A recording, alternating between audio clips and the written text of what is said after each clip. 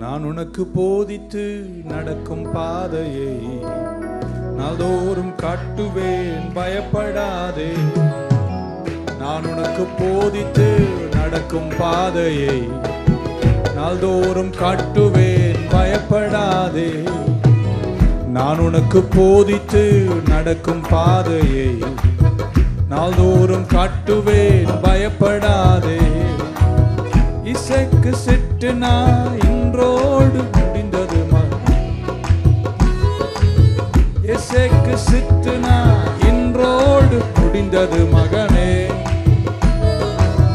ரஹபோத் வந்து விட்டது, ரஹபோத் வந்து விட்டது. நான் உனக்கு போதித்து நடக்கும் பாதையை நாள்தோறும் காட்டுவேன், பயப்படாதே. நான் உனக்கு போதித்து நடக்கும் பாதையை நாள்தோறும் காட்டுவேன், பயப்படாதே.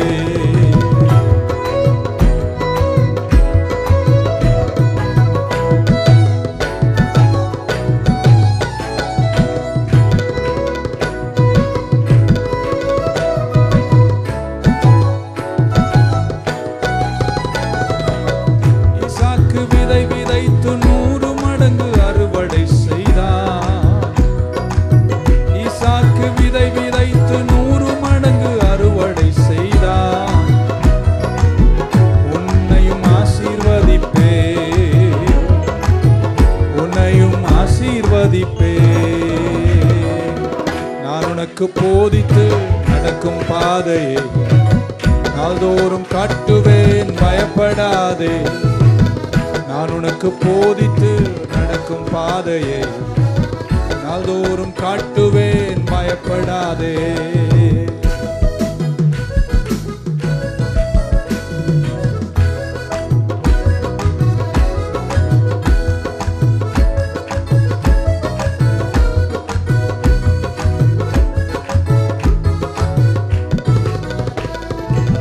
தேசத்தில் பலுகும்படி உனக்கு இடம் உண்டாக்கினே,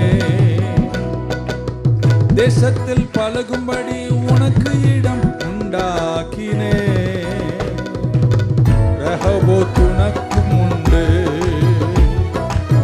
ரஹபோத் உனக்கு உண்டு. இது முதல் ரஹபோத் உனக்கு உண்டு.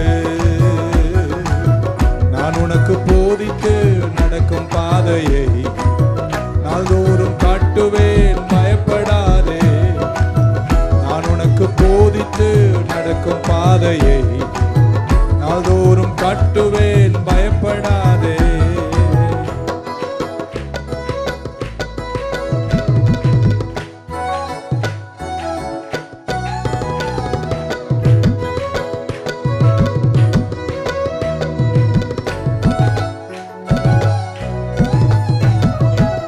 இசைக்கு சித்துனா இன்றோடு முடிந்தது மகனே.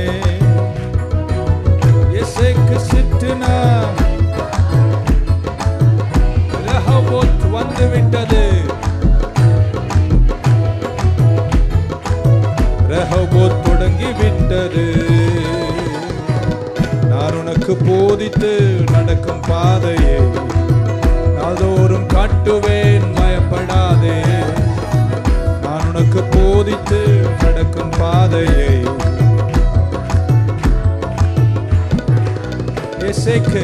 இசைக்கு சித்துனா இன்றோடு முடிந்தது மகனே.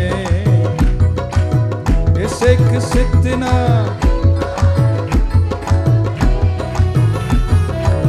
பீர்ஷீபா வந்து விட்டது, பீர்ஷீபா வந்து விட்டது. ரஹபோத் ரஹபோத் வந்து விட்டது. நான் உனக்கு போதித்து நடக்கும் பாதையை பயப்படாதே. நான் உனக்கு போதித்து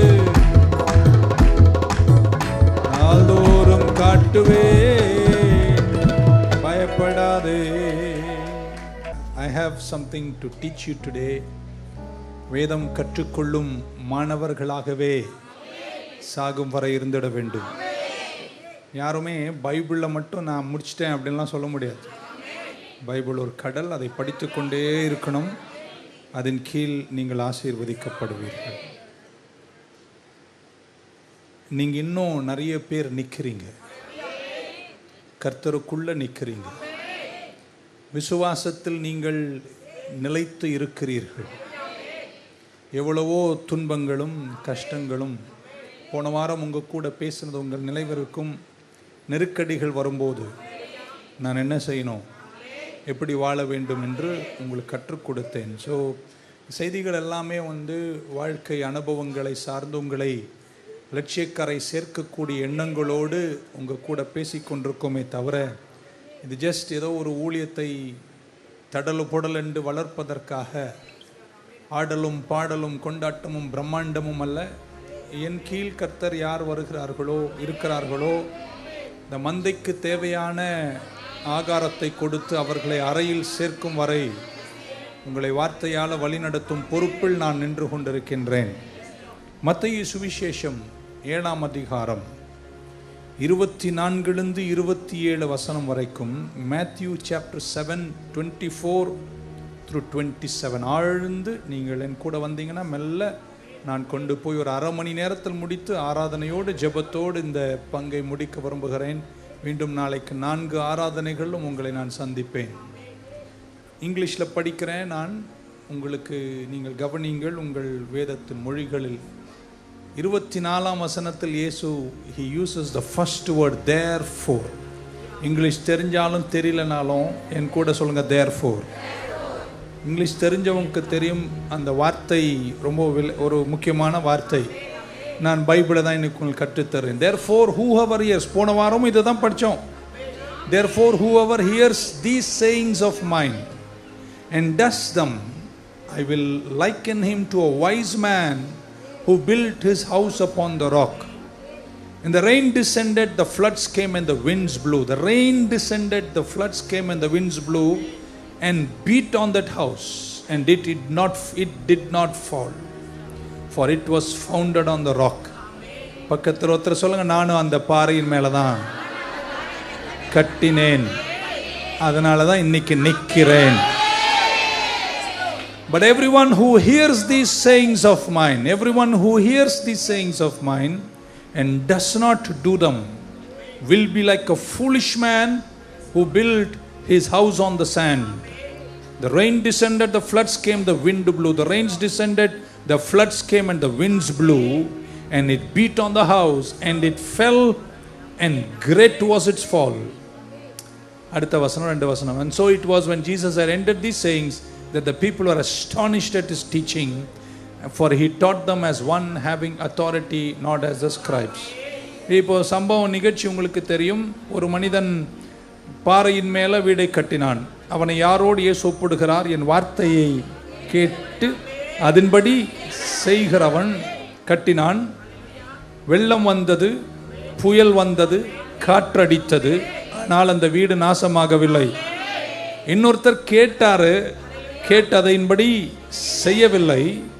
அவர் மணலின் மேல் கட்டப்பட்ட வீடு, மழை வந்தது, வெள்ளம் பொங்கிற்று, காற்றடித்தது, அந்த வீடு நிலைக்கவில்லை. பாறையின் மேல் கட்டிய வீடுதான் நிலைத்து இருந்தது. ஆமென். இந்த வேத புத்தகத்தினுடைய இந்த இயேசு பிரசங்கித்த இந்த 24ஆம் வசனத்திலிருந்து 25 26 வசனங்களில் எவ்வளவு பெரிய ஒரு வேத அறிஞர், பல புத்தகங்களை எழுதும் ஆழங்கள் அந்த ஒரு பேசேஜில் இருக்கு. ஸ்காலர், ஒரு வேத பண்டிதன் ஆழமாய் இறங்கும் அளவிற்கு அதில் ஆழம் உண்டு. அதே நேரத்தில் இங்கே அமர்ந்திருக்கிற குழந்தைக்கும் புரியும் அளவிற்கு அதில் கருத்துகள் லேசாகவும் உண்டு. ஒரு விஷயத்தை குறித்த அறிவு, ஒரு விஷயத்தை குறித்த இன்ஃபர்மேஷன் உங்களுக்கு இல்லைன்னா நீங்கள் இமேஜினேஷனில் வாழ்வீங்க. ஒரு விஷயம் தெரியும்னு வச்சுங்களேன், தெரிஞ்சிச்சு, அவ்வளோதான், இது சாப்பிடலாம், இது சாப்பிடக்கூடாது. அதனுடைய அறிவை நீங்கள் என்னைக்கு வளர்த்துக்கிறீங்களோ, அந்த இன்ஃபர்மேஷன் உங்களுக்கு இருக்கும்போது அது நீங்கள் நலமாக இருப்பீர்கள். When you don't have the information, you begin to live in imagination. இந்த பேசேஜ், இந்த வார்த்தையை இயேசு துவங்கும் போது இங்கிலீஷ் பைபிளில் therefore அப்படின்ற வார்த்தையோடு தொடங்குகிறார். therefore என்ற வார்த்தை ஆங்கிலத்தில் வருமானால் அதுக்கு என்ன அர்த்தம்னா, நான் இங்க தொடங்கல, இந்த விஷயத்தை இந்த 24ஆம் வசனத்தில் தொடங்கவில்லை, இதற்கு முன்பு இருக்கிற எல்லாத்தையும் சொல்லிவிட்டு இப்பொழுது இதை சொல்லுகிறேன்ட்டார். ஆமென். ஸோ நிறைய விஷயங்கள் பைபிள்லையும் அல்லது படிக்கும்போது therefore என்ற ஒரு இணைப்பின் வார்த்தை வருதுன்னா என்ன அர்த்தம்னா, இப்போ தொடங்கலை இந்த விஷயத்தை, நான் ஏற்கனவே பேசி கொண்டிருக்கிறேன், நான் ஏற்கனவே எழுதி கொண்டிருக்கிறேன், அதன் எல்லாத்தின் முடிவிலும் இப்பொழுது சொல்லுகிறேன், இந்த பாறையின் மேல் கட்டப்பட்ட வீடு. ஆமென். ஸோ ஒரு பைபிளை படிக்கும்போது, இந்த வேத புத்தகத்தை படிக்கும்போது பல விஷயங்கள் இதில் எழுதப்பட்டிருக்கின்றன. ஒரு சென்டென்ஸ், ஒரு பேசேஜ், ஒரு ஒரு ஒரு பகுதி, வேத பகுதியில் அதுக்கு சப்ஜெக்ட் இல்லை, யாருக்காக இது சொல்லப்பட்டது என்று சொல்லப்படலைன்னா உங்களை பற்றி தான் சொல்கிறாருன்னு அர்த்தம். இப்போ இந்த இடத்துல எழுதியிருக்கே தவிர இது யாருக்காக அப்படின்றது அவர் சொல்லவில்லை. பைபிள் இப்படி எழுதியிருக்கே, பேசுகிற அஞ்சில் துன்மார்க்கத்திற்கு ஏதுவான மதுபான வெறி கொள்ளாமல் ஆவி. ஏங்க யாருக்குங்க சொல்கிறீங்க அப்படின்னா, அந்த இடத்துல அது எபேசியருக்கு எழுதினாலும் அவர் சொல்லும்போது அந்த அந்த பேசேஜில் ஒரு சப்ஜெக்ட் பர்சன் அவர் இன்க்ளூட் பண்ணலன்னா என்ன அர்த்தம்னா, நம்ம எல்லாரும் அதை ஏற்றுக்கணும்னு அர்த்தம். ஆமென்.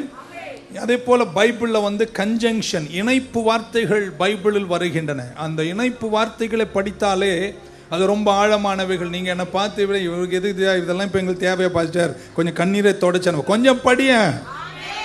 ஓகே, ஒரு இணைப்பு வார்த்தை எப்பெல்லாம் பைபிளில் வருதோ, ஒரு பேசேஜ், ஒரு வசனம், அது ஒழுகி கொண்டு போகிற ஃப்ளோவில், அது போகிற அந்த வழியில் சில நேரத்தில் ஒரு கன்ஜங்ஷன் அல்லது இணைப்பு வார்த்தை பட்டுன்னு போடுவார் அல்லது எண்டுன்னு போடுவாங்க.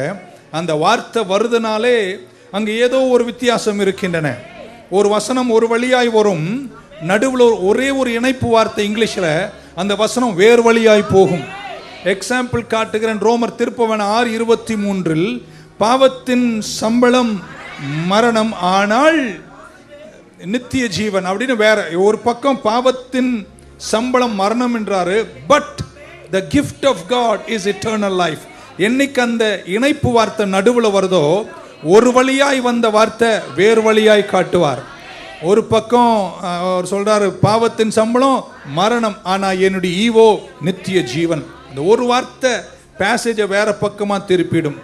யோனாவை குறித்து பைபிள் எழுதியிருக்கு, கர்த்தருடைய வார்த்தை யோனாவுக்கு உண்டாகி, நீ எழுந்து எங்க போ, நினைவேக்கு போ, ஆனால் அவன் எங்கே போனான், இவர் இப்படி போ சொன்னார். அந்த ஆனால் வந்ததுனால அவர் என்ன பண்ணாரு. ஸோ பைபிளில் எண்ட் அல்லது பட் என்ற பல இணைப்பு வார்த்தை வரும்போது ஒரு டைரக்ஷனில் வந்த பேசேஜ் வேறு டைரக்ஷனில் போகும். பைபிளை படிக்கின்றவர்களுக்கு அதன் ஆழங்கள் சந்தோஷமாக இருக்கும். கனெக்டிங் கன்ஜங்ஷன் ஒன்று இருக்கு, இணைப்பு வார்த்தை, சேர்க்கிற வார்த்தை. யோவான் சுவிசேஷம் 14:16 நான் வாசிக்க விரும்புகிறேன். 14:16 of the gospel according to John. I will pray the Father and he will send the comforter to you. Amen. I, Jesus Christ, the Son of God, கவனிங்க, I will pray the Father, நான் பிதாவிடத்தில் ஜெபம் பண்ணுவேன், அவர் உங்களுக்கு தேற்றவாள் நாம் பரிசுத்தாவை அனுப்புவார். இந்த திரித்துவதிய பைபிளில் சொன்னாலும் அவங்க நம்மக்கிட்ட வாக்குவாதம் பண்ணுவாங்க. இந்த ஒரு வசனத்தை படிக்கிற அறிவுள்ளவங்க பாருங்க, திரித்துவத்தை ஒரே வசனத்தில் காட்டுறேன். நான் உங்களுக்காய் ஜெபிப்பேன். யார் சொன்னதுங்க? இயேசு கிறிஸ்து குமாரன் சொல்லுகிறார். யாருக்கிட்ட ஜெபிப்பேன்னாரு? பிதாவினிடத்தில் ஜெபிப்பேன்னாரு. எதற்காக ஜெபிப்பேன்னாரு? பரிசுத்தாவி அனுப்புவதற்கு. எங்க திரித்துவம் எல்லாம் ஒரே வசனத்தில் இருக்குங்க. இப்படி ஒரு 1000 வசனம் காட்ட முடியும். ஸோ பைபிள் ரொம்ப அழகானது. படிக்கும்போது, சிருஷ்டிக்கும் போது தேவன் நமக்கு முன்னே இருந்தார். ஆமென். பெத்லஹேமில் அவர் நம்மோடு கூட இம்மானுவேலாய் வந்தார். கால்வரியில் அவர் நமக்காக இருந்தார்.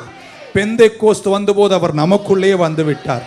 இன்னொரு முறை சொல்றேன், நீங்க இது புரிஞ்சாலே பைபிளை 4 வார்த்தை. at creation he is behind us, in Bethlehem he is with us, at Calvary he is for us, and at Pentecost he is in us. தமிழாக்கம், சிருஷ்டிக்கும் போது அவர் நமக்கு முன்னே இருந்தார். பெத்லஹேமில் இயேசு நம்மோடு இருக்கிறார். கால்வரியில் அவர் நமக்காக தொங்குகிறார். பெந்தேகோஸ்தில் அவர் எனக்குள்ளவே இருக்கிறார். ஆமென். சொல்ல மாட்டீங்களா?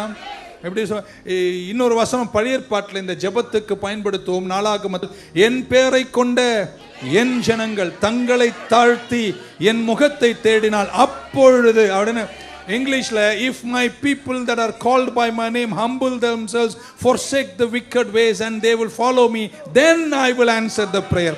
ஒரு இணைப்பு வார்த்தை கனெக்டிங் வேர்டாக பைபிளில் கர்த்தர் வைக்கிறார். ஆமென். ஹல்லேலூயா. இப்போ therefore அப்படின்னு ஒரு வார்த்தை சொல்றார். நீங்க பைபிள் படிப்புக்காக சொல்றேன், ரோமருக்கு எழுதின புஸ்தகம் திருப்ப வேண்டாம், உடனே நீங்க திருப்பி என்னமோ நான் சொல்ற மாதிரி 12ஆம் அதிகாரத்தில் 1ஆம் வசனத்தில் இப்படி சொல்றார். therefore அப்படின்னு தொடங்குற இங்கிலீஷ்ல 12:1, I beseech you therefore brethren by the mercies of God, இரக்கத்தை முன்னிட்டு உங்களை நான் உங்களுக்கு சொல்லுகிறேன், உங்களை நீங்கள் ஜீவ பலிகளாக ஒப்புக் கொடுங்கள். எத்தனாவது அதிகாரம் இது? 12ஆம் அதிகாரத்தில் ஜீவ பலிகளாய் ஒப்புக் கொடுங்கள். therefore ஏன் அந்த therefore போடுறார்னா, இதுக்கு முன்னே இருக்கிற 11 அதிகாரங்களிலும் அப்போஸ்தலனாகிய பவுல் இயேசுவினுடைய அற்புத செயல்களை எழுதுகிறார், கால்வரின் மகத்துவங்களை எழுதிவிட்டு இப்போ சொல்றார், ஆகையால் நீங்கள் உங்கள் சரீரங்களை ஜீவ பலிகளாக ஒப்புக் கொடுங்கள். பைபிள் எவ்வளவு அழகானது. இந்த கல்லறைக்கெல்லாம் போகும்போது 1 கொரிந்தியர் 15 படிப்போம். 58 வசனம் அந்த அதிகாரத்தில், 1 Corinthians 15. 57 வசனமும் பார்த்தீங்கன்னா தேவன் செய்த ஆச்சரிய செயல்கள் எழுதியிருக்கோம். 58வது வசனம் வரும்போது 1 கொரிந்தியர் 15 ஆகையால் therefore என்ற வார்த்தை. அப்படின்னா இதுக்கு முன்னாடி சொல்ல எல்லாத்தையும் நீங்க கேட்டீங்கன்னா, இப்பொழுது சகோதரர்களே நீங்கள் என்ன செய்ய வேண்டும்? கர்த்தருக்காக நீங்கள் நிலைத்திருந்து என் சேவையில் நீங்கள் வளர வேண்டும். மத்தேயு சுவிசேஷம் 7ஆம் அதிகாரத்தினுடைய 24 therefore அப்படின்னு இயேசு கிறிஸ்து பிரசங்கம் பண்ணின 2-3 வசனங்கள் அங்கே வாசிக்கிறோம். மத்தேயு சுவிசேஷத்தின் முதல் 7 அதிகாரங்களை செக்மெண்டாக பிரித்திடலாம். முதல் 4 அதிகாரங்கள் ஜீசஸ் ஹியூமன் பர்சனாலிட்டி, இயேசு கிறிஸ்துனுடைய மனுஷீக தன்மைகளை வெளிப்படுத்தக்கூடிய அதிகாரங்கள். ஆமென். இயேசு கிறிஸ்துவனிடத்தில் பல கேள்விகளை கேட்டார், அவர் பல பதில்களையும் சொன்னார். உங்களுக்கு புரிய எப்படி சொல்லுகிறேன். மரியாள் என்ற தாய்க்கு பிறந்ததுனால மதர் சைடில் அப்பொழுது அவருக்கு 12 வயதுக்கு கீழே. ஆமென். ஆனால் அப்பா சைடில் அவர் நேரத்தை காட்டிலும் முந்தினவராயிருந்தார். இருக்கீங்கன்னு நினைக்கிறேன். அம்மா சைடில், நான் அம்மான்ற போது மரியாள் அவர்களை சொல்லுகிறேன், அம்மா சைடில் எல்லா மனிதனை விட அவர் இளமையாக இருந்தார். அப்பொழுது அப்பா சைடில் மனுஷனையே உண்டு பண்ணினவராக இருந்தார். அம்மா சைடில் அவர் வாசலூடே ஆலயத்தில் பிரவேசித்தார். அப்பா சைடில் அவர் வாசலாகவே இருக்கிறார். அம்மா சைடில் அவர் அப்பத்தை புசித்தார். அப்பா சைடில் எல்லாம் என்ன ஒரு மாதிரி பார்க்குறீங்க. அம்மா சைடில் அவர் அப்பத்தை புசித்தார். அப்பா சைடில் அவர் ஜீவ அப்பமாகவே இருக்கிறார். அம்மா சைடில் அவர் எங்க திராட்சை தோட்டத்திற்கு போனார். ஆமென். அப்பா சைடில் அவர் திராட்சை ரசமாகவே, திராட்சை செடியாகவே அவர் இருக்கிறார். ஒரு அல்லேலூயா சொல்ல மாட்டீங்களா? அம்மா சைடில் இருக்கும்போது அவர் தண்ணீரை குடித்தார். அப்பா சைடில் நிற்கும் போது அவர் ஜீவ தண்ணீராகவே இருக்கிறார். இப்படி சொல்லிட்டே போனா இயேசு கிறிஸ்துவனுடைய தெய்வீகத்தையும் மனுஷீகத்தையும் இருக்கீங்க. ஏதாவது புரியுதுன்னு நினைக்கிறேன். ஆமென். மத்தேயு சுவிசேஷத்தின் 7 அதிகாரங்கள் சொன்ன பின்பு கடைசியாக சொல்லார் therefore அப்படின்னு சொல்லிவிட்டு, என் வார்த்தைகளை கேட்கிறவர்கள் பாறையின் மேல் கட்டப்பட்டவர்கள் என்று எழுதுகின்ற வார்த்தை. மேத்யூ சாப்டர் 1 முதலாம் அதிகாரம் இயேசு கிறிஸ்துவினுடைய பேக்ரவுண்ட். ஆமென். ஜீனியாலஜி, அதில் ஆபிரகாமை குறித்து சொல்லப்பட்டிருக்கிறது. உங்களுக்கு தெரியும், ஆபிரகாம் தன் மகன் ஈசாக்கை மோரியா மலையில் பலியிட கொண்டு போனார். தாவீதை குறித்து சொல்லப்பட்டிருக்கு, தாவீதின் குமாரனை கர்த்தர் யாராய் மாற்றினார்? ராஜாவாய் மாற்றினார். இயேசு கிறிஸ்து பிறந்த போது ராஜாவாய் பிறந்தார், பலியாக கால்வரியில் ஒப்பு கொடுக்கப்பட்டார். 2வது அதிகாரத்துக்கு நீங்க வரும்போது பெத்லஹேமின் முன்னணையில் இயேசு கிறிஸ்து பிறந்தார். எந்த மனிதன் ஆண்மகனுடைய உதவி இல்லாமல், ஆமென், பரிசுத்த ஆவியானவரால் கற்பம் தரித்து இந்த பூமியில் பிறந்தார். நான் கிறிஸ்துமஸுக்கு பல ஆண்டுகளுக்கு முன்பு உங்களுக்கு சொல்லி இருக்கின்றேன், ஒரு தாய் கருதரித்து ஒரு குழந்தையை ஈந்தெடுக்கும் போது அந்த தாய் நியூட்ரிஷன் அண்ட் வைட்டமின்ஸ் மட்டும்தான் அந்த குழந்தைக்கு கொடுக்கின்றன. தாயின் ரத்தம் குழந்தையோடு கலப்பதில்லை, தகப்பனுடைய ரத்தம் தான் குழந்தையோடு கலப்பது. இருக்கீங்க நினைக்கிறேன். அதன் ஆழங்களை பேசியிருக்கிறேன், திரும்ப பேச வேண்டிய அவசியம் இல்லை. அப்படி என்றால் இயேசு கிறிஸ்துவுக்கு உள்ளே இருந்த ரத்தம் மனித ரத்தம் அல்ல, அது ராஜரீக ரத்தம். இதை பிரசங்கம் நான் டிசம்பரில் பண்ணினேன் பல ஆண்டுகளுக்கு முன்பு, 10 ஆண்டுகளுக்கு முன்பு. எனக்கு ஒரு கடிதத்தில் ஒரு தாய் எழுதி சொன்னார்கள், நீங்கள் சொன்னது முற்றிலும் தவறு. ஆராய்ச்சிகளும் விஞ்ஞானமும் சொல்லுகிறது தகப்பன் ரத்தம் தான் குழந்தைக்கு வருகிறது. இன்றைக்காவது அந்த தாய்க்கு அது புரிந்திருக்கும் என்று நினைக்கின்றேன். எந்த தாய்க்கும் நான் உங்களுக்கு குறுக்கே வந்து நிற்பதற்கு வசனம், பைபிள் ஆராய்ச்சி அப்படிதான் சொல்லுகிறது. 2ஆம் அதிகாரம் 3ஆம் அதிகாரத்தில் இயேசு கிறிஸ்து யோர்தானின் வெள்ள இருக்கீங்களாங்க எல்லாரும்? இன்னைக்கு ஃபுல்லா பைபிள் பேசிட்டே இருப்பாங்க. 3ஆம் அதிகாரத்தில் இயேசு ஞானஸ்நானம் எடுப்பதற்காக, ஆமென் சொல்ல மாட்டீங்களா? எங்கே இறங்கினார்? யோர்தானின் வெள்ளத்தில் இறங்கினார். இயேசு தண்ணீரில் இறங்கும் போது, ஆமென், அந்த ஞானஸ்நானம் எடுக்கும் போது, ஞானஸ்நானத்தை 3ஆய் பிரிக்கிறேன். 1 மரணம், ஆமென், 2 அடக்கம் பண்ணப்படுதல், 3 உயிர்த்தெழுதல். ஆண்டவர் அந்த தண்ணீரை இறங்கும் போது அவர் விரலை எங்கே தெரியுமா நீட்டுகிறார்? கால்வரியையும் உயிர்த்தெழுதலையும் காண்பித்து, சீக்கிரம் நான், ஆமென் சொல்ல மாட்டீங்களா, மரிப்பேன், அடக்கம் பண்ணப்படுவேன், உயிர் தழுவேன் என்று யோர்தானின் வெள்ளத்தில் இறங்கினார். 3ஆம் அதிகாரம் 4ஆம் அதிகாரத்தில் இயேசு கிறிஸ்துவை, ஆமென் சொல்ல மாட்டீங்களா, இயேசு கிறிஸ்து அந்த தண்ணீரில் இறங்கிய போது, ஆமென், பைபிள் சொல்லுகிறது வானம் திறக்கப்பட்டது. 4ஆம் அதிகாரம், ஆமென், வானம் திறந்தது, ஆமென், புறாவை போல் பரிசுத்த ஆவி இறங்கியது, பிதாவானவர் பேசினார், ஆமென். அதற்கு பின்பு அவரை சோதிப்பதற்காக சாத்தான் அவரை வனாந்திரம் கொண்டு போனார். உங்களை ஆசீர்வதிக்க தேவன் எழும்பும் போது உங்களை சோதிக்க சாத்தான் வருவான். இருக்கீங்க யாரும் எதுமாரி ஆசீர்வாதம் கண்டிருக்கீங்க? உங்களை ஆசீர்வதிக்க தேவன் எழுந்தருளுவாரு. அப்பதான் உங்களை கெடுப்பதற்காக, உங்களை சோதிப்பதற்காக சாத்தான் வருவான். அப்படிப்பட்ட நேரங்களில் என் ஆண்டவர் நினைச்சிருந்தா 4ஆம் அதிகாரத்தில் அந்த சாத்தானை ஊதி தள்ளி இருக்கலாம். ஆனால் அவர் அதை செய்யாமல், ஆமென், 4ஆம் அதிகாரத்தின் 4ஆம் வசனத்தில் முதல் சோதனைக்கு சொன்னான், பைபிளில் எழுதி இருக்கிறபடியே. 4ஆம் அதிகாரத்தின் 8ஆம் வசனத்தில் சொன்னால் எழுதி இருக்கிறபடியே. 4ஆம் அதிகாரத்தின் 12ஆம் வசனத்தில் சொன்னான் எழுதியிருக்கிறபடியே. அவரை ஊதி தள்ள வேண்டியவர் ஏன் அதை செய்ய வேண்டுமென்றால், எனக்கு பின்னாடி ஒரு திருச்சபை வரும், அவர்கள் இந்த சாத்தானை எப்படி ஜெயிக்க வேண்டும் என்பதை கர்த்தர் நமக்கு காண்பித்து, ஊதுவதற்கல்ல, தள்ளுவதற்கல்ல, இந்த வசனத்தை எடுத்து எழுதியிருக்கிற வடியே நீங்கள் ஜெயிக்க வேண்டும் என்ற ஆதாரத்தை நமக்கு 4ஆம் அதிகாரத்தில் காண்பித்தார். இருக்கீங்களா? ஒரு ஆமென் சொல்லுங்க. 5ஆம் அதிகாரம் வரும்போது, ஆமென், நீங்கள் உங்களை யாரென்று அறிந்து கொள்ளும் ஒரு அதிகாரமாய் 5ஆம் அதிகாரம் இப்படி இயேசு கிறிஸ்து சொன்னார், நீங்கள் உலகத்திற்கு உப்பாய் இருக்கிறீர்கள். சிலரை பார்த்து சொன்னார், நீங்கள் உலகத்திற்கு வெளிச்சமாய் இருக்கிறீர்கள். உப்பா இருக்கிறவங்க எல்லாம் ஒரு ஆமீன் சொல்லுங்க பார்க்கணும். எங்க நீங்க இருந்தாலுங்க நீங்க இருக்கிறது ஒரு சந்தோஷமா இருக்கணும். அப்பா வந்துட்டாலா கெட்டுச்சுரா அப்படின்னு நினைக்க கூடாது. சுவையா இருக்கணும். ஒரு இடத்துக்கு நீங்க போறீங்க, நீங்க வந்தாலே என்ன ஒரு சந்தோஷம் என்று நீங்க அவங்களுக்கு ஒரு ருசியாக, உப்பாக இந்த உலகத்திற்கும் சுவிசேஷத்துக்கும் இருக்க வேண்டும். நீங்கள் வெளிச்சமாய் இருக்க வேண்டும். அப்படி இருப்பீர்களே ஆனால் உங்களை பார்க்கிறவர்கள் பரமபிதாவை மகிமைப்படுத்துவார்கள் என்று இருக்கீங்க. ஒரு அல்லையே சொல்லாம பக்க சொல்லுங்களேன், நான் உப்புங்க, ஓவர் ஆயிடாதீங்க. அப்புறம் சிலர் எத்தனை பேர் வெளிச்சமா இருக்கீங்க? சிலர் எங்கே தெரியுமா வெளிச்சம்? பின்னாடி, காருக்கு பின்னாடி லைட்டு. பின்னாடி வெளிச்சமா இருப்பதை விட நீங்க முன்னாடி ஹெட்லைட்டா இருக்கணும். நிறைய பேர் உங்கள் நிமித்தம் கிறிஸ்துவை அறிவார்களாக. 5ஆம் அதிகாரத்தை தாண்டி 6ஆம் அதிகாரம் வரும்போது இயேசு கிறிஸ்து அந்த அதிகாரத்தில் இப்படி தொடங்குகிறார், கவலைப்படாதே. எதை உண்போம், எதை உடுப்போம், என்ன செய்வோம், வாழ்க்கை குறித்து நீங்க என்ன செய்யாதீங்க, கவலைப்படாதிருங்கள். ஆமென். டோன்ட் பி வரீட் அப்படின்ற ஒரு சாப்டரை கர்த்தர் தொடங்குகிறார். மன அழுத்தம் உங்களை கெடுக்கும். சோதனைகளும் துன்பங்களும் நமக்கு வரும். நாம் செய்த தவறுகளின் விளைவுகளை கூட சந்திக்க நேரிடும். ஆனால் மன அழுத்தத்தில் நீங்கள் நிலைப்பீர்களானால் உங்க ஹார்ட்டினுடைய ஆர்டரிஸ் அது திக்கன் பண்ணும், ஹார்டன் பண்ணும்.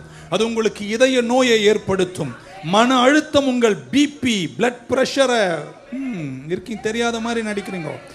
மன அழுத்தம் உங்களுக்கு டைப் 2 டயபிட்டிஸ் கொண்டு வரும். ஆமென். மன அழுத்தம் உங்களுடைய இம்யூன் சிஸ்டம், நோய் எதிர்ப்பு சக்தியை குறைக்கும்.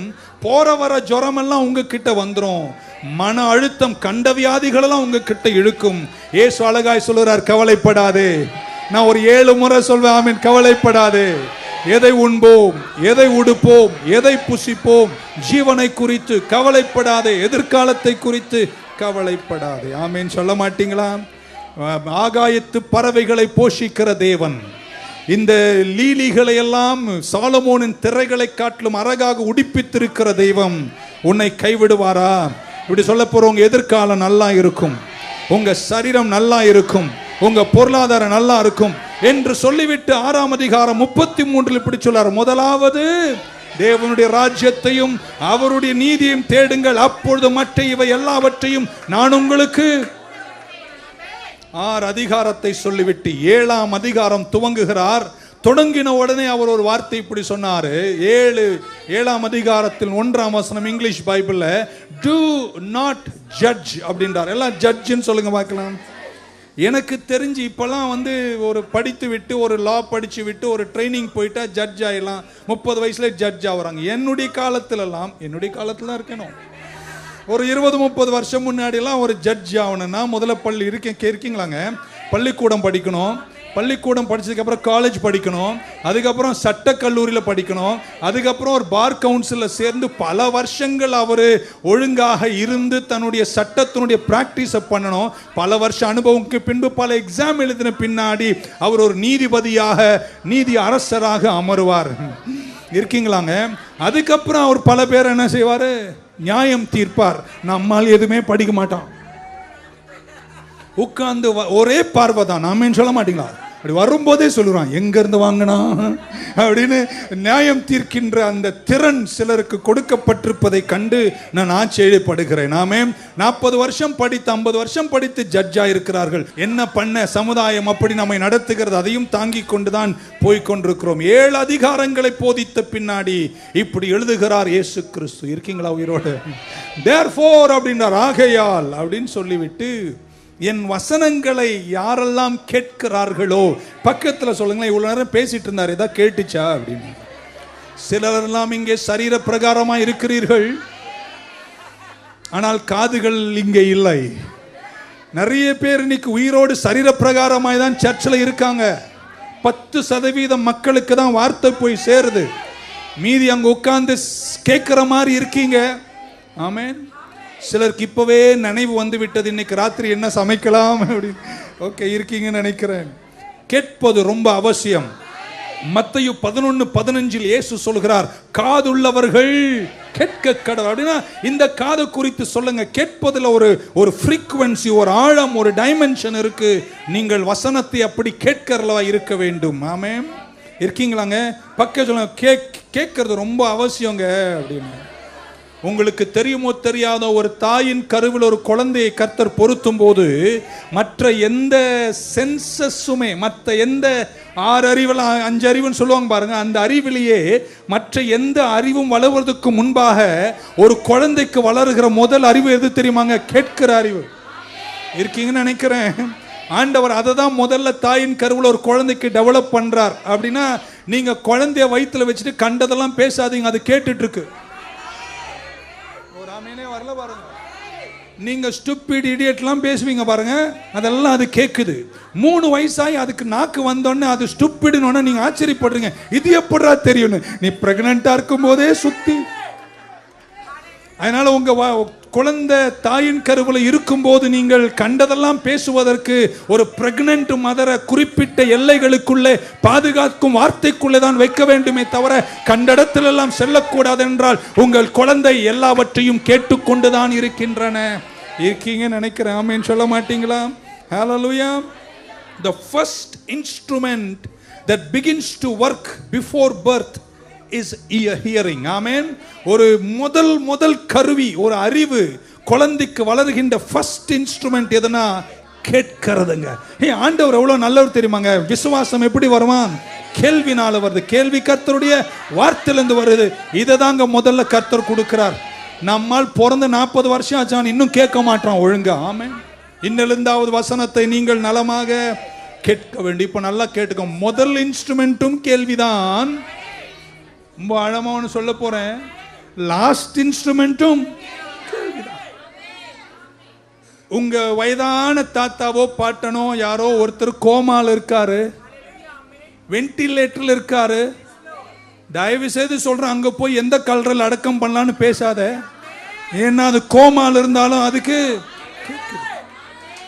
நீங்க நம்பினா நம்பா பாட்டி போங்க, ஆராய்ச்சி அப்படி சொல்லுகிறது. அங்க போய் சொத்து பிரிக்கிறத பத்தி ஆஸ்பத்திரியில பேசாதீங்க, பாட்டி கேட்டுட்டு இருக்கு பாவம். இருக்கீங்களாங்க? நான் என்னுடைய காலங்கள் ஒரு பாடலை பாடுவேன், சொந்தம் என்று. அதை ரொம்ப உணர்ச்சி வசமா பாடுவேன். ஒரு விசுவாசி அதை எப்பவுமே கேட்பாராம். அவர் எப்ப கஷ்டப்பட்டாலும் என் பாடலை கேட்பாராம். ஒரு முறை அல்ல 100 முறை ஒரு நாள் கேட்பாராம். அவருக்கு திடீரென்று வயதாகி அவர் கோமால போய் விடுகிறார். கோமால போன போது எல்லாரும் போய் அப்பா அப்பான்னு கூப்பிட்டாங்களா, அவரு கொஞ்சம் கூட அசைவே இல்லையாம். திடீர்னு ஒரு அம்மா சொன்னாங்க, இவர் எப்பவுமே கோஷி பாஸ்டர் பாட்டை கேட்பாரு, அதை கொஞ்சம் போடுங்க. நாங்களாம் போட்டு காது பின்னாடி வச்சு அப்படின்னாராம். ஏன் தெரியுமா இதை சொல்ல வரேன்? அந்த கோமால் இருக்கும்போது அங்க போய் நின்று அவர் எப்படி அடக்கம் பண்ணலாம், எப்படி சொத்தை பிரிக்கலான்னு பேசாத. அது கோமால் என்ன செய்துங்க?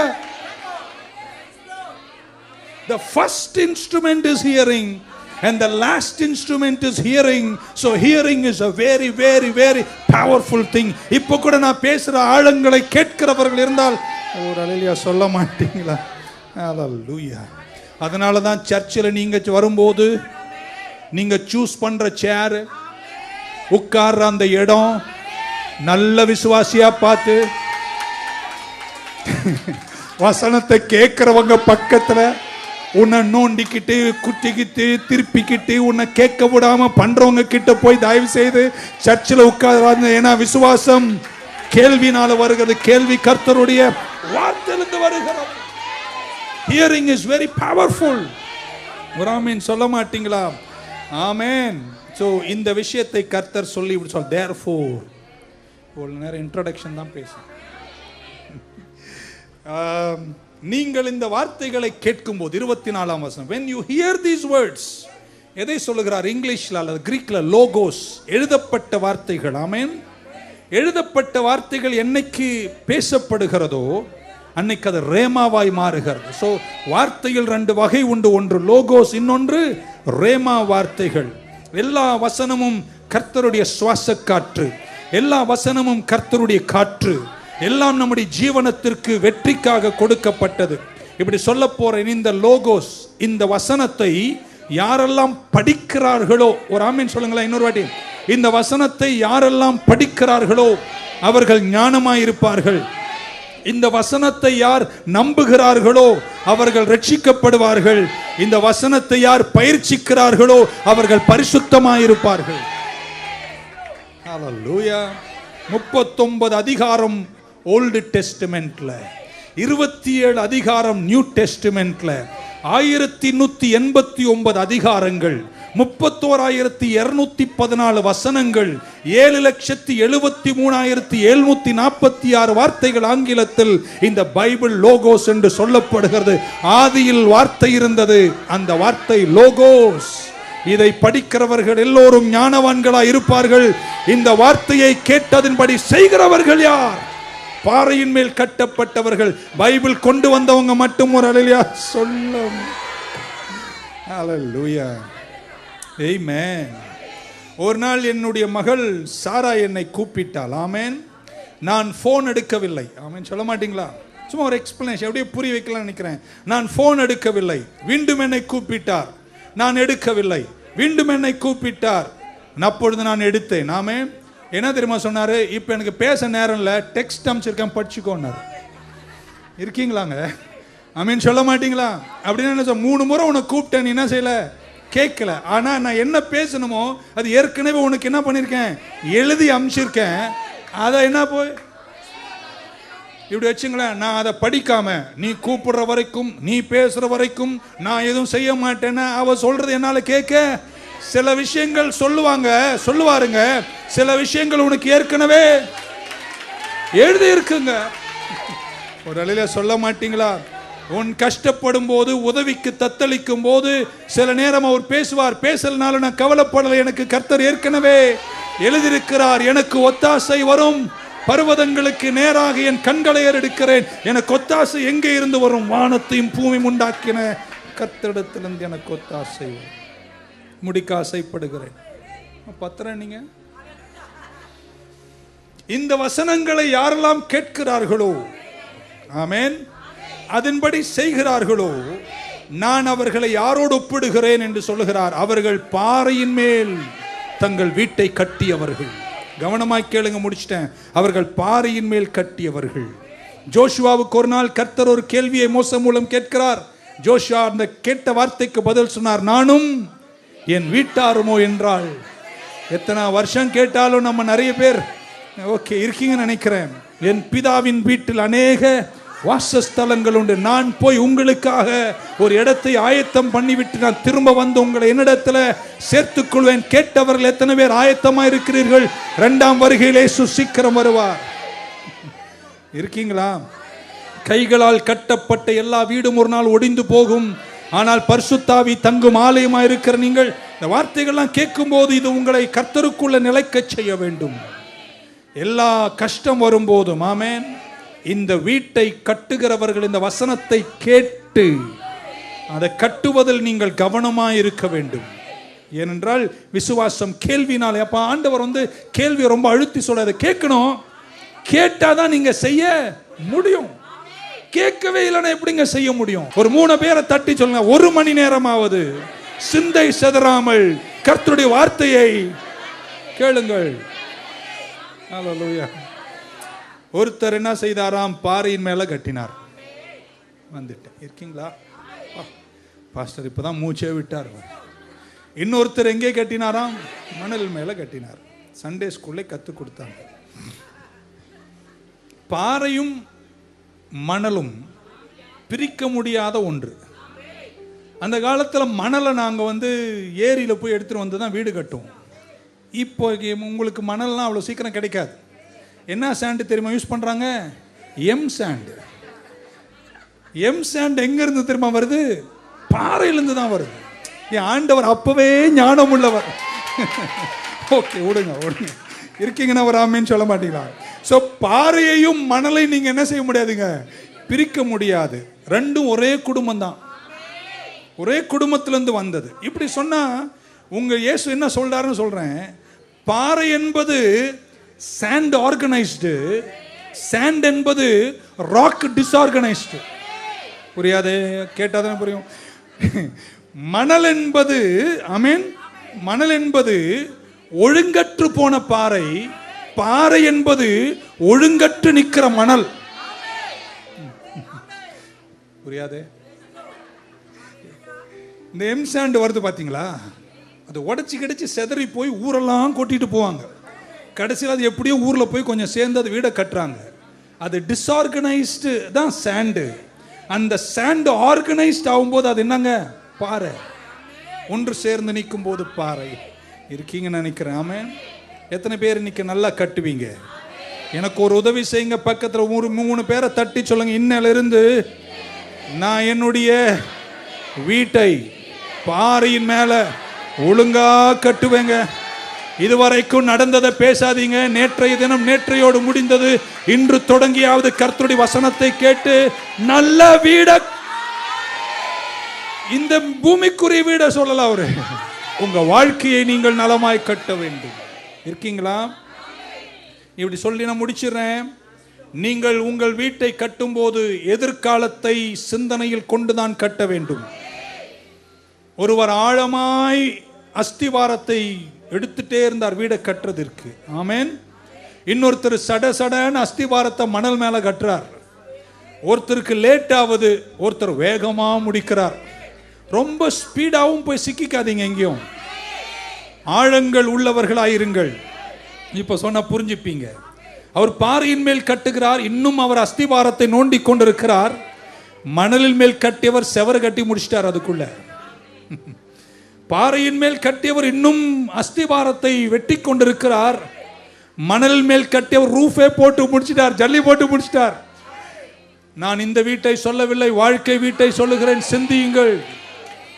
பாறையின் மேல் கட்டியவர் இன்னும் அஸ்திவாரத்தை நோண்டி கொண்டிருக்கிறார். மணலில் மேல் கட்டியவர் பூசு வேலை முடிச்சிட்டார். பாறையின் மேல் கட்ட வேண்டியவர் இன்னும் அஸ்திவாரத்தை நோண்டி கொண்டே இருக்கிறார்.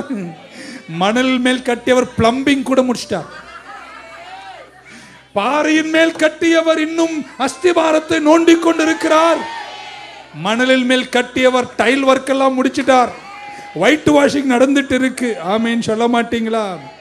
பாறையின் மேல் கட்டியவர் ஆழமாய் கட்டி கொண்டிருக்கிறார். இப்போ ஒன்று சொல்றேன், நீங்க கேட்டாமேன்னு சொல்லுங்க. பாறையின் மேல் கட்டியவர் வாரம் வாரம் சர்ச்சுக்கு வருகிறார். மணலில் மேல் கட்டியவர் வருஷத்தில் 3 முறை வருகிறார். இருக்கீங்க வருங்க ஆமீன் சொல்ல மாட்டீங்க. பாறையின் மேல் கட்டியவர்கள் சனிக்கிழமை பைபிள் ஸ்டடிக்கு வருகிறார்கள். மணலில் மேல் கட்டியவர் கடமைக்காக சண்டே மார்னிங் ஒரு சர்வீஸ் வந்துவிட்டு போய்விடுகிறார்கள். இருக்கீங்களா? பாறையின் மேல் கட்டியவர் சண்டே மார்னிங் வருகிறார், சண்டே நைட்டு வருகிறார், டியூஸ்டே நைட்டு வருகிறார், சாட்டர்டே நைட்டு வருகிறார். நீங்க என்ன தெரியுமா பண்றீங்க? அஸ்திபாரத்தை நோண்டிக்கிட்டே இருக்கீங்க பாறையில. உங்களை பார்க்குறவங்க என்ன சொல்றாங்க? என்ன நீ சர்ச்சுக்கு போய் என்ன நாங்கெல்லாம் பாத்தியா அப்படின்னு. கொஞ்சம் இரு, எங்களுக்கும் காலம் வரும். அவர் அலையிலே சொல்ல மாட்டீங்களா? ஹல்லேலூயா. பாறையின் மேல் கட்டியவர்கள் ஞாயிற்றுக்கிழமை ஆராதனைக்கு 30 நிமிஷம் முன்னாடி வருகிறார்கள்.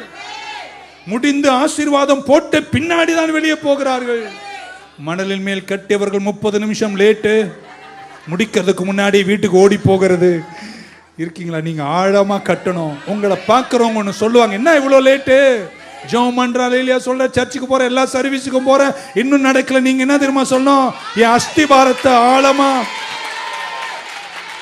இன்னும் என்னுடைய வீட்டினுடைய மகத்துவமும் மங்களமும் தோன்ற இல்லை என்று என்னை கொச்சைப்படுத்தாது. ஏன்னா அடுத்த உபத்திரம் வரும்போது மணலில் மேல் கட்டி வீடு நிலைக்காது, ஆனால் பாறையின் மேல் கட்டி வீடை கர்த்தர் நிலைக்க செய்வார். ஒரு அழியா சொல்ல மாட்டீங்களா? பக்க சொல்ல, எதை கட்டினாலும் எதிர்கால சிந்தையோடே கட்டி, தற்சமயம் என்று எதையும் செய்யாதிருங்கள். இன்றைய இன்பத்திற்காக செய்யாதிருங்கள், இன்றைய நிலை நிற்புக்கு செய்யாதிருங்கள். எதை செய்தாலும் 50 வருஷம் தள்ளி நீயும் உன் சந்ததிகளும் சந்ததியின் சந்ததி என்று ஆழமான தூரமான இருக்கீங்க நினைக்கிறேன். ஹல்லேலூயா. பக்கத்தில் நாங்களாம் டெம்பரவரி எல்லாம் கிடையாதுங்க. மெல்லமா வந்தாலும் கொஞ்சம் ஸ்லோவா இருந்தாலும் காலங்கள், நாங்களும் சொல்றதெல்லாம் நீங்க சொல்ல, நானும் என் வீட்டாருமோ கர்த்தரையே சேவிப்போம், கர்த்தர் எங்களை கைவிட மாட்டார். இன்னொருத்தரை தட்டி சொல்லுங்க, எங்க சந்ததி பலத்த ஜாதிங்க.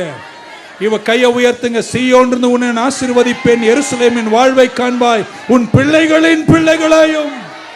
செல்வத்தில் ஸ்ட்ராங்கா இருப்பீங்க, குடும்பம் ஸ்ட்ராங்கா இருக்கும், சந்ததி ஸ்ட்ராங்கா இருக்கும், ஊழிய நலமா இருக்கும், விசுவாச பாதை நலமா இருக்கும், எல்லாத்திலுமே நீங்க நலமா இருப்பீங்க. இந்த பக்கம் ஒண்ணு, தலை அந்த பக்கம், கால் இந்த பக்கம், உடல் இந்த பக்கம், குழந்தைங்க இந்த பக்கம். நான் ஜெபிக்கிறேன் நம்ம எல்லாருக்காகவும் நீங்க பூத்து குலுங்கி பிரகாசித்து நிற்கும் இருக்கீங்கன்னு நினைக்கிறேன். கடைசியா ஒன்று நடந்துச்சுன்னு இயேசு சொன்னார். வீடு முடிஞ்சிச்சு, கம்ப்ளீட் பண்ணிட்டாங்க. 2 பேரும் கட்டிட்டாங்க. யார் கட்டிட்டாங்க? பாறையின் மேல் உள்ளவனும் கட்டிட்டாங்க, மணலின் மேல் உள்ளவரும் கட்டிட்டாங்க. ஆனா ஒன்று நடந்துச்சு, முடிச்சிட்டேன். என்ன வந்துச்சு? மழை வந்துச்சு. பக்கத்தில் மழை வந்துச்சுங்க. எத்தனை பேருக்கு இந்த வாழ்க்கையின் அனுபவங்கள் இருக்கு? வாழ்க்கையில திடீர்னு நம்ம மேல சில விஷயம்லாம் வரும், மழை வரும். Something is coming up on the house. சிலதெல்லாம் நமக்கு வரும், நம்ம மேல என்னென்னமோ வரும். Amen. 2, something came under the house. அஸ்திபாரத்து கீழே கீழே வந்துச்சு. என்ன வந்துச்சுங்க? வெள்ளம் வந்துச்சு. பைபிளில் அவருக்கு சொல்றார், 1 மழை வந்துச்சு, 2 வெள்ளம் வந்துச்சு, 3 காற்று வந்துச்சு. 1 மேலேருந்து வரும், நம்ம மேலே ஏதோ வரும், 2 அடியில் வரும், 3 எதிர்த்து வரும். against us, upon us, under us, against us. இன்னைக்கு நல்லா இருக்கும் நம்ம, அது ஒரு சலிச்சாமேனா. இன்னைக்கு நம்ம நல்லா இருக்கும். ஆனால் ஒன்று உங்களை பயமுறுத்தலை, நாளைக்கு என்ன ஆகும் நமக்கு தெரியுமா?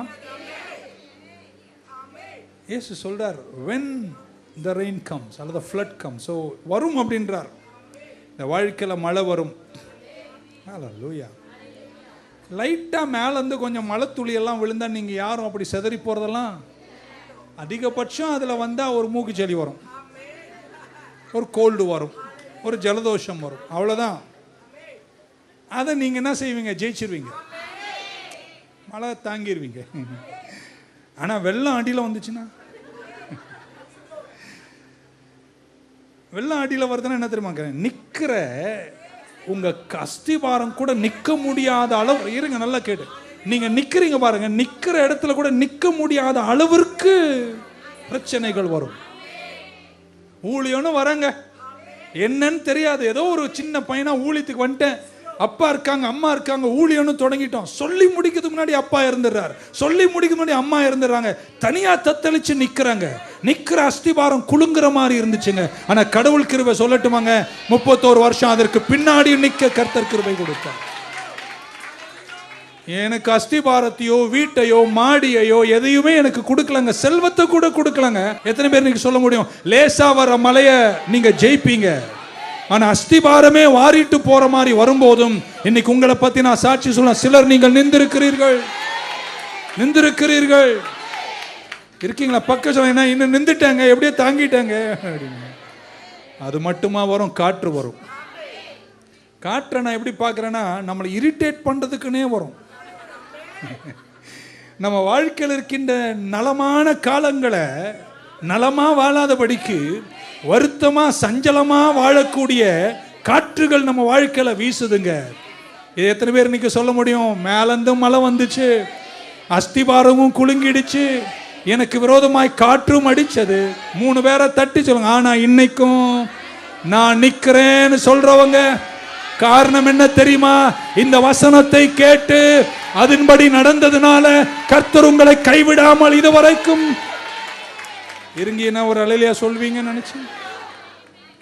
அவர் சொல்லும் போது அவருக்கு ஏற்கனவே தெரியுது, இருக்கு, நல்லா கேட்கணும், ஆழமா கேட்கணும். மழை வந்துச்சு, வெள்ளம் வந்துச்சு, காற்று அடிச்சது, அவுட்கம் அவர் சொல்றார்.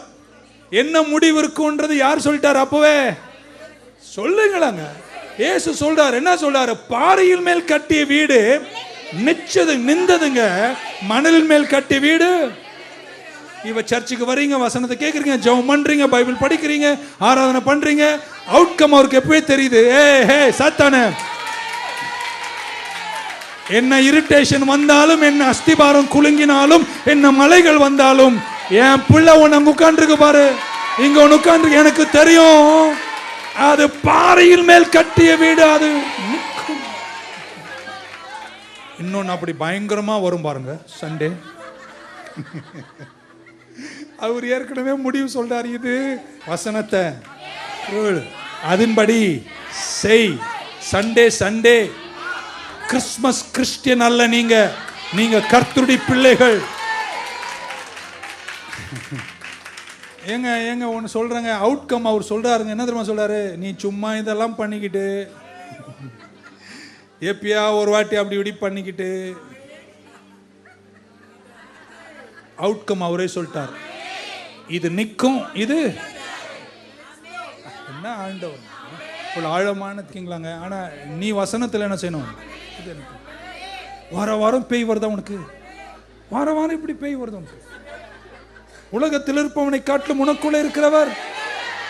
ஏங்க இன்னைக்கு வசனத்தில் ஒரு தைரியம் கொண்டு பக்கம் சொல்லுங்க, எனக்குள்ள பரிசுத்த ஆவியானவர் இருக்கிறாருங்க, என்னதான் வந்தாலும் என் வீடு நிக்குங்க. அந்த விசுவாசம் உங்களுக்கு இருக்கா? சோ அவுட்கம் அவர் சொன்னார். ஆமென் சொல்ல மாட்டீங்களா? ஹல்லேலூயா. நமக்கு இப்படி சொல்லிட்டு முடிச்சிடறேன். நமக்கு வர்ற எல்லா துன்பமும் நம்மளை உயர்த்த தான் கர்த்தர் அனுப்பார். பக்கம் வசனத்தில் தான் கட்டியிருக்கியா? என்ன மழை மேலேருந்து வரட்டும், ஜலதோஷம் வரட்டும், அஸ்திபாரம் குலுங்கட்டும், காற்று இரிட்டேஷன் வரட்டும், அன்றியும் அவர் தீர்மானத்தின்படி அழைக்கப்பட்டு தம்மேல் அன்பு கூறுகிறவர்களுக்கு சகலமும் உன்னை உயர்த்துமே தவறாது உன்னை இறக்கவே இறக்காது. இப்போ முடிச்சிட்டேன். இப்படி சொன்னால் புரிஞ்சுக்கலாம் பாருங்கள்.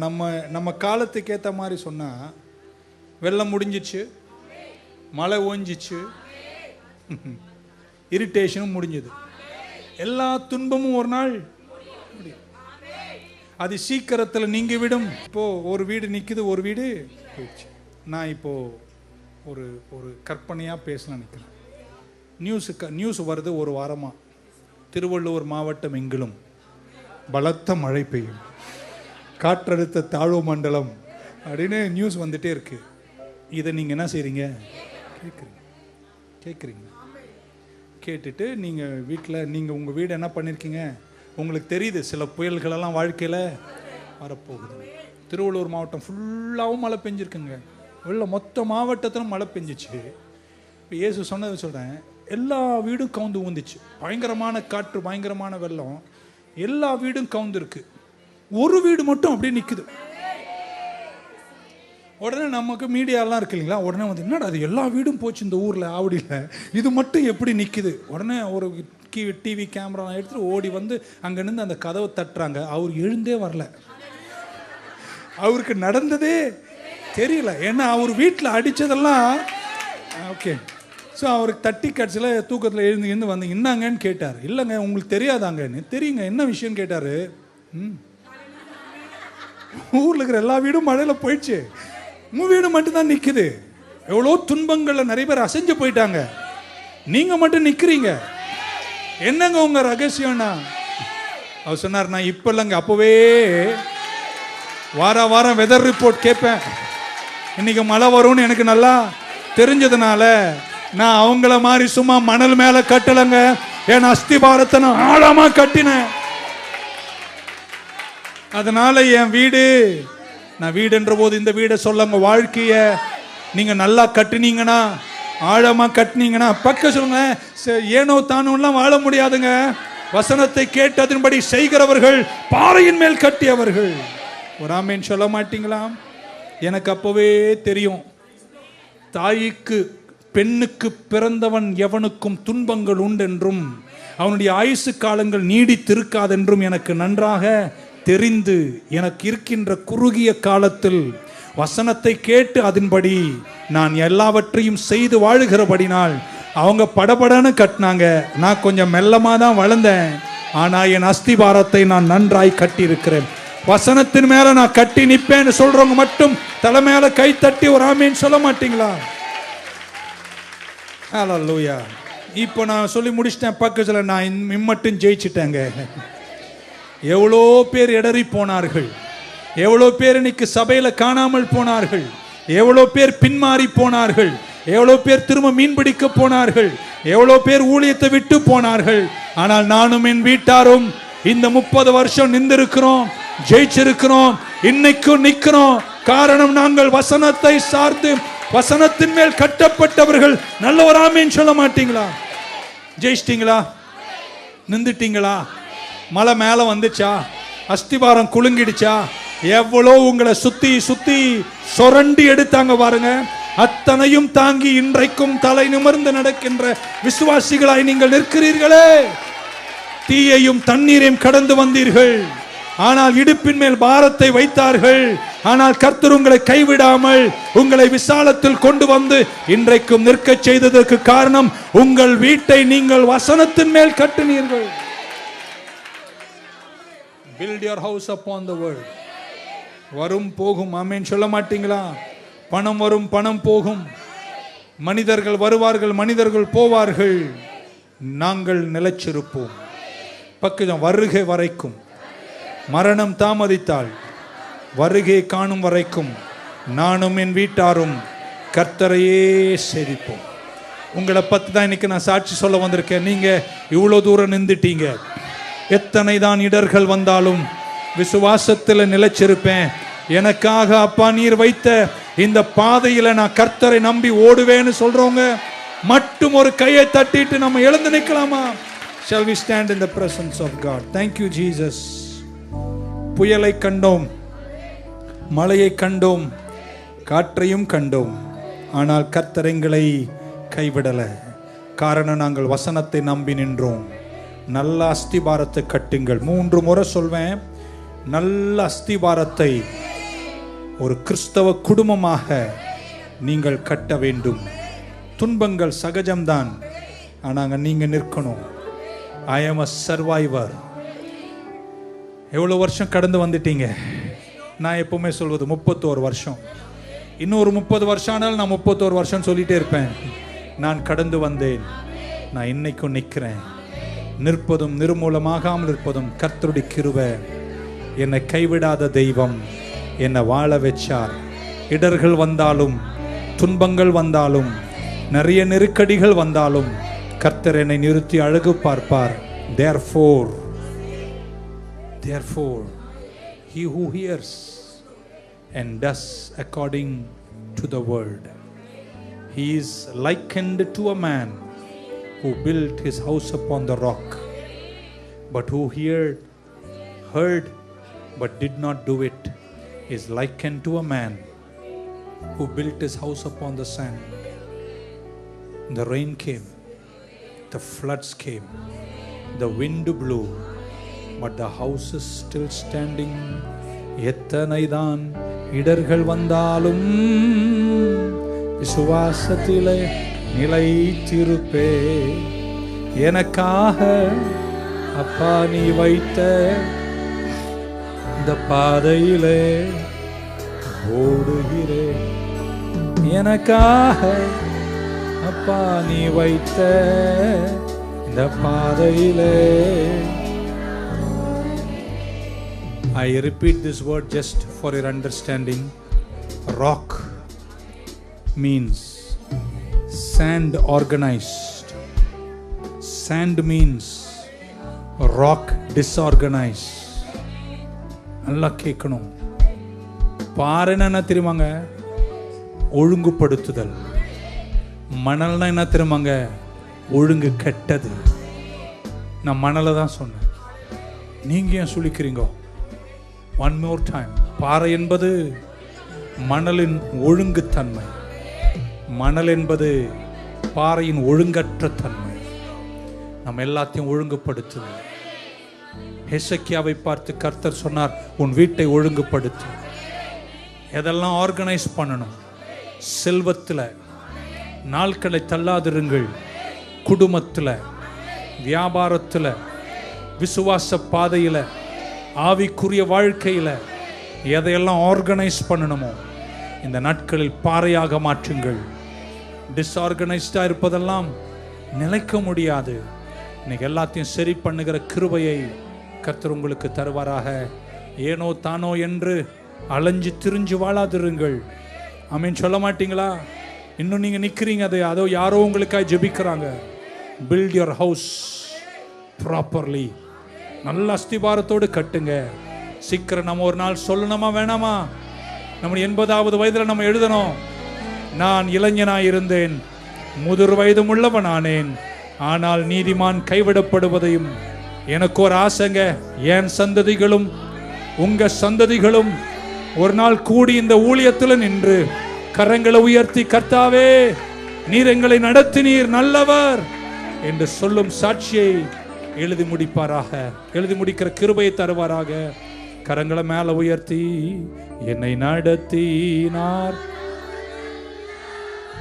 அவர் கிருபை என்றும் உள்ளது.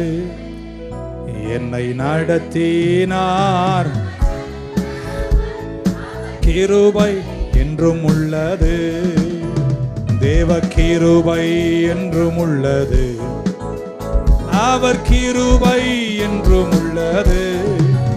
அவரை போற்றி துதித்து பாடி அல்லேலூயா என்றார் பரிப்போ. அவரை போற்றி அல்லேலூயா என்றார் பரிப்போ. நெருக்கப்பட்டும் மடிந்திடாமல் கர்த்தர்தாம் நம்மை காத்ததாலே. நெருக்கப்பட்டும் மடிந்திடாமல் கர்த்தர்தாம் நம்மை. கரங்களை தட்டி, அவர் நல்லவர், அவர் வல்லவர், அவர் கிருபை என்றும் உள்ளது. அவர் நல்லவர், அவர் வல்லவர், கிருபை என்றும் உள்ளது. பக்கத்தில் ஒரு தோளை தட்டி இப்படி பாடுங்களேன். நெருக்கப்பட்டேன் மடிந்திடாமல் கர்த்தர்தாம் நம்மை காத்ததாலே. அவர் நல்லவர் என்றும் உள்ளது. தைரியமா பக்கத்தில் ஒருத்தர் பார்த்து சொல்லுங்க, எவ்வளோ துன்பம் வந்துச்சுங்க, எவ்வளோ என்னை நெருக்குனாங்க. ஆனா இன்னைக்கும் நான் என் குடும்பம் நிக்குது. நல்லா கை தட்டி ஒரு பலத்தாமன் நிக்கிறீங்களா? I am still standing. I am still disorganized. இருந்தீங்கன்னா ஆர்கனைஸ் இட் சூன். ஏன்னா பாறை தான் நிலைக்கும், மணல் நிலைக்காது. செதறி உடஞ்சு நான் ப்ராக்டிக்கல் அப்ளிகேஷனில் வந்தால் நீங்கள் கஷ்டப்படுவீங்கனால தான் நான் மேலோட்டமாக போகிறேங்க. cannot live like that. இனியும் நீங்கள் அப்படி செதறி வாழ முடியாது. நீங்கள் கர்த்தருடைய வீட்டுக்கு வரணும். குடும்பம், சந்ததிகள், வேலை, ஒழுங்கு எல்லாத்தையும் ஒழுங்குபடுத்துங்கள். சீக்கிரம் எல்லாரையும் கர்த்தர் வீடால் நிலங்களால் ஆசீர்வதிப்பார். அதை எல்லாத்தையும் விட நீங்க சொல்லணும், கர்த்தர் எனக்கு 1 கோடி செல்வம் தந்தார், ஆனா என் வசனத்தின் மேல நான் என் கடைசி மூச்சு வரைக்கும் கர்த்தருக்காக நான் வாழுவேன். நல்ல ஒரு ஆமீன் சொல்ல மாட்டீங்களா? சென்றாரே அவர் கிருபை என்றும் உள்ளது. முன் சென்றாரே கிருபை என்றும் உள்ளது. 2 கரங்களை உயர்த்தி முன் சென்றாரே அவர் கிருபை என்றும் உள்ளது. வெள்ளம் போல் நிந்தை மேற்கொள்ள வந்தும் வீரன் நெஹேமியா ஆவியை அழித்து, வெள்ளம் போல் நிந்தை மேற்கொள்ள வந்தும் வீரன் நெஹேமியா. கரங்களை மேல உயர்த்தி திட நம்பிக்கை தைரியமீந்தாரே அவர் கிருபை என்றும் உள்ளது. திட நம்பிக்கை ஈந்தாரே என்றும் உள்ளது. அந்த காலத்துல ஒரு பழைய கோரச பாடும், இயேசு என்னை கைவிட மாட்டார், இயேசு என்னை கைவிட மாட்டார், கடும் புயல் வாரினும் பெரும் காற்று வீசினும் அவர் என்னை கைவிட. பக்கத்தில் ஒரு ஹைஃபை பண்ணி இயேசு என்னை கைவிட மாட்டார் சொல்லுங்க, சொல்லுங்க. இயேசு என்னை கைவிட மாட்டார், கடும் புயல் வாரினும் பெரும் காற்று வீசினும் அவர் என்னை கைவிட மாட்டார், என்னை கைவிட மாட்டார். ஃபாதர் இப்படி பண்ணார், உம்மை நம்பி உங்க பாதம் உறுதியாய் பற்றி கொண்டோ ஒருபோதும் கைவிட மாட்டே. உம்மை நம்பி உந்தன் பாதம் உறுதியாய் பற்றி கொண்டோ ஒருபோதும் கைவிட மாட்டே. மகனாக மகளாக அப்பா என்று அழைக்கும் உரிமையை எனக்கு தந்தி, உரிமையை எனக்கு தந்தி, இந்த உரிமையை எனக்கு தந்தி. கையை தட்டி உம்மை நம்பி உறுதியாய் பற்றி கொண்டோ ஒருபோதும் கைவிட மாட்டீர். உம்மை நம்பி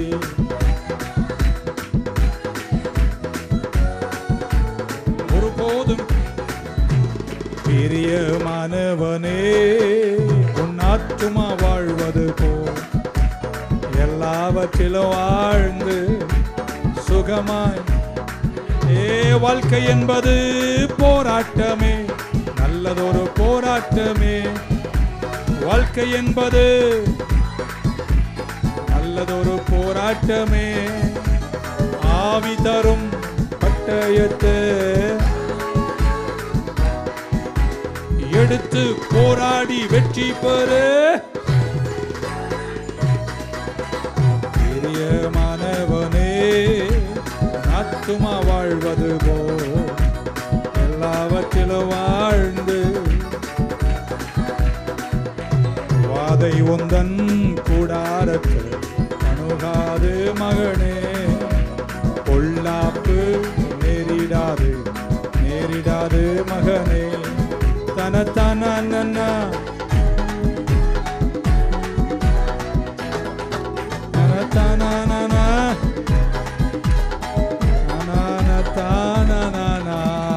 கையை நல்லா தட்டி ஓராம நிற்பீர்களா? இன்னும் நிற்கிறீங்களா? காரணம் இந்த வசனம் அதன் மேல நான் கட்டினேன். கேட்கிறவர்களாய் மட்டுமல்ல, அதையின்படி செய்கிறவர்களாய் நீங்கள் இருப்பீர்களே. ஆனால் நீங்கள் பாறையின் மேல் கட்டியவர்கள். யாராவது படப்படன்னு அப்படி இப்படி பண்றாங்கன்னு யாரும் ஒன்றும் பண்ண ரொம்ப கவலைப்படாதீங்க. மெல்லமா ஓங்கி வளருங்க. கொஞ்சம் தூரத்தில் நீங்கள் லீபனோனின் கேதுருக்களை போல இருப்பீர்கள். கர்த்தருடைய வீட்டிலே நாட்டப்பட்டவர்கள் சிருஷ்டி உலகத்தின் மகத்துவங்களை சுதந்திரிப்பார்கள். அழைத்தவர் உண்மையுள்ளவர், அவர் கைவிட மாட்டார், உங்களை காத்துக்கொள்வார். எல்லாருடைய கரங்களை மேல உயர்த்தி, நிந்தனைகள் போராட்டம் வந்தும் நீதியின் தேவன் தாங்கினாரே. நிந்தனைகள் போராட்டம் வந்தும் நீதியின் தேவன் தாங்கினாரே. நேசக்கோடி என் மேல் பறக்க நேசருமக்காய் ஜீவித்திடுவே. நேசக்கோடி என் மேல் பறக்க நேசருமக்காய். கமல் எல்லாரும் ரெண்டு கரங்களை மேல உயர்த்தி, நம்புவே இயேசுவை, நம்புவே இயேசுவை, இயேசுவை நம்புவே. கமால் ஒன் கரங்களை உயர்த்தி இரண்டு முறை, நம்புவே இயேசுவை, நம்புவே இயேசுவை, நம்புவே நம்புவே இயேசுவை, நம்புவே இயேசுவை. பாஸ்டர் ஜெபஸ்டி. ஆண்டவர் அவருடைய வார்த்தையை நம் மத்தியில் பேசின கிருபைக்காக சாட்சியோடு கூட சத்திய வார்த்தைகள் இன்னைக்கு நம்ம கேட்டு இருக்கோம். ஒருவேளை இன்னைக்கு பல நெருக்கத்தின் நடுவில், பல இன்னல்கள் சூழ்நிலை நடுவில் சிக்கிருந்தா, இன்றைக்கு நம்முடைய கை ஏற்ற நேரத்தில் ஏற்ற வார்த்தையை கர்த்தர் கொடுத்திருக்காரு. எத்தனை பேர் விசுவாசிக்கிறீங்க? ஆண்டவர், இன்று முதல் நான் உம்மில் அதிகமாய் கட்டப்படுகிறேன், உடைய வார்த்தையில் நான் இன்னும் அதிகமாய் வளர்கிறேன் அப்பா. இந்த வார்த்தைக்கு என் செவியை நான் சாய்க்கிறேன் ஆண்டவரே. இந்த வார்த்தைக்கு என் செவிகளை என் இருதயத்தை நாங்கள் சார்க்கிறோம் அப்பா. இன்று ஆண்டவரே, இந்த வார்த்தை கேட்டு உடைய பிள்ளைகளை ஒவ்வொருவருடைய கருத்தில் கொடுக்கிறோம் அப்பா. இந்த வாழ்க்கையில இன்னைக்கு என்ன நெருக்கங்கள், துன்பங்கள், என்ன கவலை பாரங்கள், அடுத்தளவு முன்னேறுவதற்கு பல தடைகள் வாழ்க்கையில காணப்பட்டாலோ, அன்று எதிர பல சவால்கள் நிறைந்த வாழ்க்கையில வாழ்ந்து கொண்டிருந்தாலும், இதை நான் எப்படி முன்னேற போறேன், இது எப்படி நான் சமாளிக்க போகிறேன் என்று பல ஆண்டவரே பல சோதனை நெருக்கடியில் இருந்தாலும், இன்று நாங்கள் வார்த்தை கேட்டு இருக்கோம். உம்முடைய வார்த்தையிலே நாங்கள் அஸ்திபாரத்தை போடும் பொழுது, உம்முடைய வார்த்தையிலே நாங்கள் கட்டப்பட்டவர்களாக இருக்கும் பொழுது, உம்முடைய வார்த்தைக்கு நாங்கள் செவி கொடுத்து அதன்படி செய்கிறவர்களாக இருக்கும் பொழுது, பெரும்பெல்லம் வந்தாலும், பெருமழை சொரிந்தாலும், ஆண்டவரே காற்றுகள் மோதினாலும் நாங்கள் அசைக்கப்படாமல் நிலைத்திருப்போம் என்று கேட்டு இருக்கிறோம் கூட ராஜா. இன்று கேட்ட வார்த்தையின்படியே உம்முடைய பிள்ளைகள் கற்பாறையாகிய கிறிஸ்து இயேசு உம்மில் கட்டப்பட்டவர்களாக தங்களுடைய வீடுகளை கட்டும்படியாக நல்ல ஞானத்தையும் கிருபைகளையும் தயவையும் இன்று விசேஷ விதமாய் உம்முடைய பிள்ளைகளுக்கு நீர் கற்றுடுவீராக ராஜா. இதுவரை இல்லாத ஒரு தெய்வீக ஞானம் உம்முடைய பிள்ளைகளுக்கு உண்டாகப்படட்டும் அப்பா. இந்த வார்த்தை விட்டு தவறாமல் இந்த வார்த்தையில் அதிகமாய் இன்னும் வளரும்படி உம்முடைய பிள்ளைகளுக்கு நீர் கிருபை செய்யுங்க ராஜா.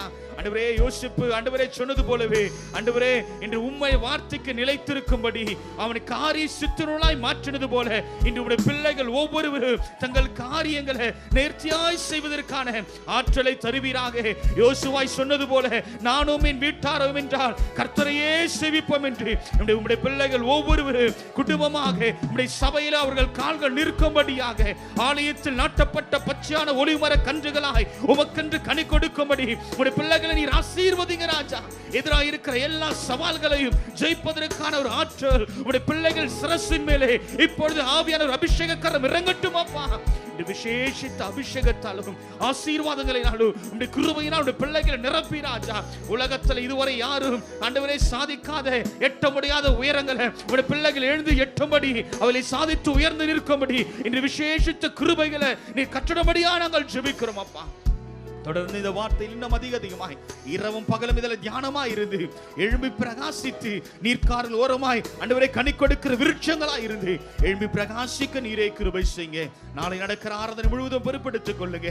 ஆவியானவருடைய வார்த்தை கொண்டு பேசுகிற கிருபைகளுக்காக நாங்கள் நன்றி செலுத்துகிறோம். இன்னும் நாங்கள் அதிகமாய் வளர்ந்து எங்கள் வாழ்க்கையை ஆண்டவரே நாங்கள் சீர்படுத்தி எங்கள் வாழ்க்கையை நாங்கள் ஒழுங்காய் கட்டுவதற்கான கிருபைகளை கட்டளையிட்டு நீரே கிருபை பாராட்டும்படியா நாங்கள் ஜெபிக்கிறோம். தொடர்ந்து பிள்ளைகள் ஒருவரையும் ஆசீர்வதிங்க, வழிநடத்துங்க, பாதுகாத்துக் கொள்ளுங்க. ஆண்டவரே இயேசு கிறிஸ்துவின் ஜெபிக்கிறோம் எங்கள் ஜீவனுள்ள நல்ல பிதாவே. ஆண்டவரே சேர்ந்து சொல்லுவோம். என் ஆத்துமாவே கர்த்தரை ஸ்தோத்திரி, முழுமையோட பரிசுத்த நாமத்தை ஸ்தோத்திரி. என் ஆத்துமாவே கர்த்தரை ஸ்தோத்திரி, அவர் செய்த சகல உபகாரங்களையும் மறவாதே. ஆமென். நம்முடைய ஆண்டவராகிய இயேசு கிறிஸ்துவின் கிருபையும் பிதாவாகிய தேவனுடைய அன்பும் பரிசுத்த ஆவியானவருடைய அன்னுடைய ஐக்கியமும் வழிநடத்தல் பாதுகாப்பும் இன்றும் சதா காலங்களிலும் நம் அனைவரோடும் உலகத்தில் சகல பரிசுத்தவான்களும் கூட இருப்பதாக. ஆமென்.